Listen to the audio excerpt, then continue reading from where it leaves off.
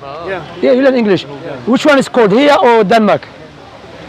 Cold. They're cold, like. I think it's quite similar. Yeah. It's the same, yeah? It's quite similar.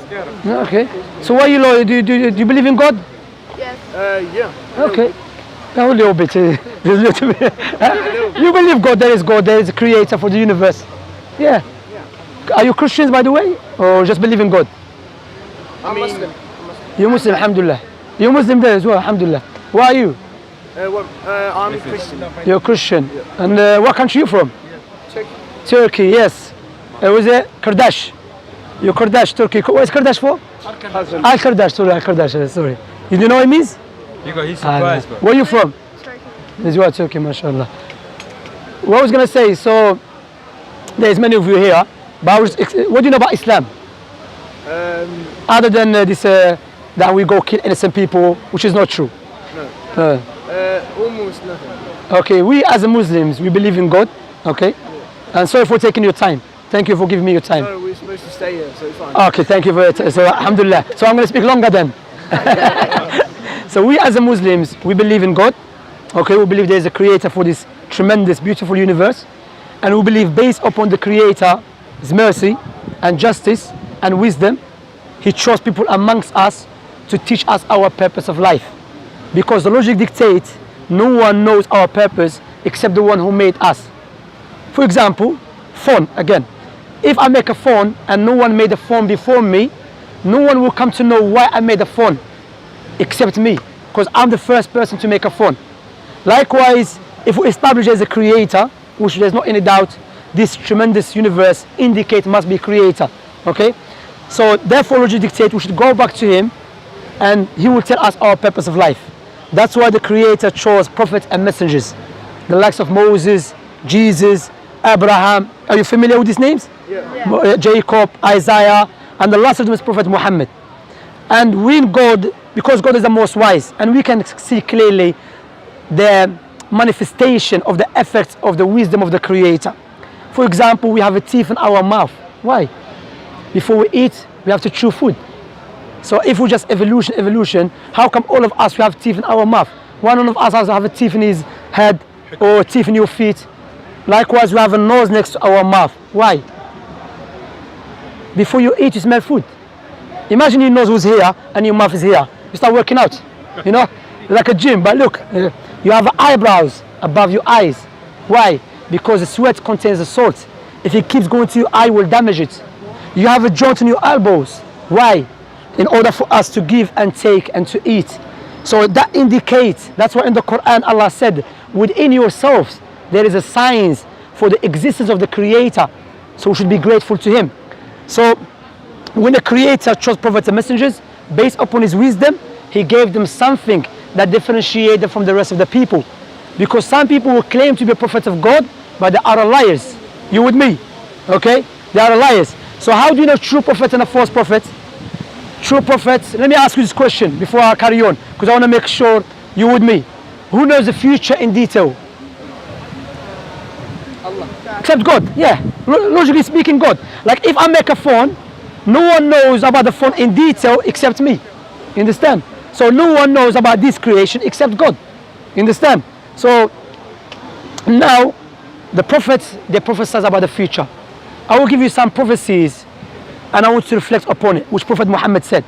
Prophet Muhammad, who lived 1,400 years ago in the middle of desert in Mecca, he said there will come a time when you see the barefoot Arab man competing in building tall buildings. What you have to understand, when the Prophet Muhammad mentioned that, alayhi salatu wasalam, the Arabs were not known to build tall buildings. Those who were known during those days, the Persians, the Romans, the Egyptians, the Greeks. Let me ask you this question. Where is the tallest building in the world? Dubai. Dubai 50 years ago was a pure desert, let alone 1,400 years ago. So how a man that lived 1,400 years ago knew about something precisely, specifically, detailed? Another one, Prophet Muhammad said there will come a time when the Arabs stop using the camels as a riding beast and they will use something as a box. Listen to this carefully. Something as a box that will carry them from their houses to the mosque with their wives. The question you ask yourself, we know the camels to the Arab man, It's like his wife, you know, like family. That's what they use all the time. But we know now, if you go to the Arab world, what they use? Cars. And the Prophet Muhammad, what he said? Like a box. So how he knew that? For example as well, let me give you this example. Do you know the Quran? The book, the holy book of the Muslims. The holy book of the Muslims, Allah mentioned in the Quran 1,400 years ago that this book, Allah revealed it in the way will be easy for the people to memorize it. This question I will ask you, is there any book that you know, the size of the holy book for the Muslims, it has been memorized by 100 million of people? Do you know any book like that? Word for word, letter for letter? No, except the Quran. Imagine, even Denmark, you have Muslims there. You know, Somalians love Somalians there, mashallah. And Somalians, they're known to memorize the Quran. Allah Mabarak, may Allah bless them. So word for word, in Africa, in Europe, in America, Muslims memorize the Quran word for word, letter for letter. If Prophet Muhammad was the first prophet, how was he able to say the book that I came with will be memorized by everyone? That speech is a speech of the Creator who knows about his creation. Make sense? Okay, now let me ask you. Imagine I give you £2 million as a gift. What would you say to me at least? Thank you. Thank you. £2 million is a big money. You go to Denmark, you live a nice life. Nice house, nice car, nice wife, okay? Or nice husband, okay? There's a woman here as well, okay? Now I will give you £2 million on a condition, give me your 2 eyes. Would you do that? No, go. Why? Because your eyes are more valuable than £2 million. So why don't we be grateful to the one who gave us eyes for free? See, that's what Allah said in the Quran. If you try to count Allah's blessings upon you, you will never be able to do so. If someone come with a gun try to kill us, we will do anything to save our life because our life is so dear to us. So why we are not grateful to God? And all of us here, we should be grateful to God, correct? But the second question comes in, if you want to buy a gift for your mother, would you buy a gift that you love or your mother love? Your mother love. If you want to buy a gift for your mother, you have to ask her what she loves, correct? Likewise, if you want to be grateful and worship the Creator, you should worship Him the way He loves, not the way we love.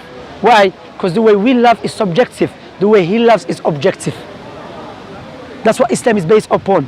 When a person, because Islam, not like Christianity, Islam came for everyone. Prophet Muhammad was the last prophet who came for everyone. There were Muslims from even the time of Prophet Muhammad, there were Muslims from the Romans and the Byzantine. Islam means that I testify that no one worthy of worship except God alone, Allah. And Muhammad is the messenger. What you have to understand, how old are you by the way? All of you 15, 16, unless, okay? Oh, you have to understand this life is very short.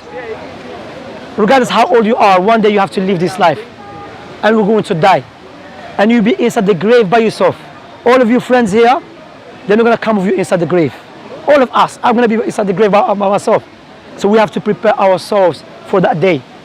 That's why in Islam we believe Allah will not punish anyone until the proof has become clear to them. Allah said in the Quran, there is no one more unjust than the one who is reminded with Allah's signs and he turns away from it. Saying, you know, I don't care, I'm busy with life, I'm busy with PlayStation, I'm busy with internet. But you know, one day you have to leave this life. And when the death comes to you, or to me, or to you, the angel of death will not ask you where you're from, how much money, come take your life. So prepare ourselves for that day. Let me ask you this question. If you're traveling to a country you've never been there before, what would you do first? Have you been Morocco? No. Algeria? No, never. No. Okay, if you want to go to Morocco, what would you do first? You check which currency they use, correct? Is it cold country? Is it safe country? You will not say, when I get to Morocco, I will come to know. Likewise, the logic dictates one day for fact, guarantee we will die. Therefore, we should ask ourselves why we have to die. What will happen to us? You never knew that you're going to meet us today. And look, by the decree of Allah, you meet us. So think about it. Don't let other people divert you from the truth because you'll be inside the grave by yourself. What I said so far, does it make sense? Is it clear? So why don't you become Muslims then? Watch out, they're going to convert you, bro. We're not gonna put a knife. We're not gonna put. Keep your minds open. Huh? I'm listening from the back. Yeah, let's say, of course. Who said he's gonna close his mind? The fact, alhamdulillah, is we don't force no one. What you have to understand. What's your name? Magnus. My name's Shamsi. What you have to understand. What I just did. I used intellectual proofs, which is based upon the prophetic tradition and the Islamic sources, and I gave it to you, and you agreed with it. But now it's up to you to accept or to reject. I can't force you. But remember, what you can do is, well, you can go back and think about it. Read about Islam, you know, and you can watch videos. And remember, your friends and you, remember, as I have mentioned, all of you here, you're going to be by yourself in the grave. So if you are happy to accept the truth, to become Muslim, and you have Muslim friends here, then alhamdulillah, become Muslim. When you become Muslim, you don't have to fly. You don't have to go inside the ground, no. There's two testimony which is change your life. Now you know what is your purpose of life. Our purpose of life, not just to walk around or to smoke drugs or to just waste our time. No, there's a purpose for this life. Your kidney has a purpose. Your eyes has a purpose. Your nose has a purpose. What about you as a whole? Make sense? Clear? Alhamdulillah. So if you want to become Muslim, you know, you are more than welcome. Prophet Muhammad said, if a person become a Muslim, all his sins forgiven. And a Muslim, by the way, doesn't mean you're Arab.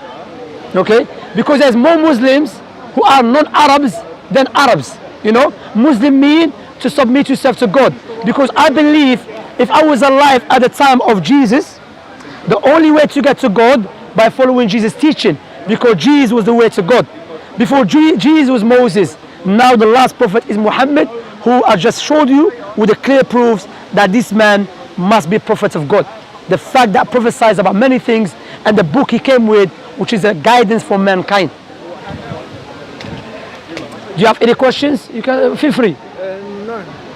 You sure? Nice speaking to you. It was nice speaking to you as well. Okay, do you have any leaflet that we can give them, we share with them?